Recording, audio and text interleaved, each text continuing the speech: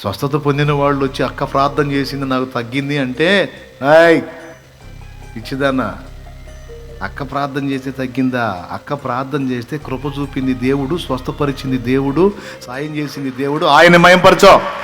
నా పేరెత్తుతావే, నా పేరెత్తుతావే. నిన్ను స్వస్థపరిచింది నా ప్రభువమ్మా. ఆయన పేరు నజరేయుడగు యేసు. నా గురించి ఎత్తవాకమ్మా, నా గురించి ఎత్తవాకమ్మా. ఎత్తావంటే నేను చెడిపోతా. ఇంకొకరికి ప్రార్థన చేస్తే తగ్గదు. ఎందుకు తగ్గదంటే ఇక నేను ఉప్పొంగుతాను. వద్దమ్మా, ఆ పని చేయవాకమ్మా, నా పేరు ఎత్తవాకమ్మా. నేను అదే చాలా మందికి దండం పెట్టి చెప్పేది అది. ఎందుకో తెలుసా? ఆ ప్రస్తావనలు వచ్చినాయి అనుకో, ఉప్పొంగటం జరిగింది అనుకో, తేడా పడతాం.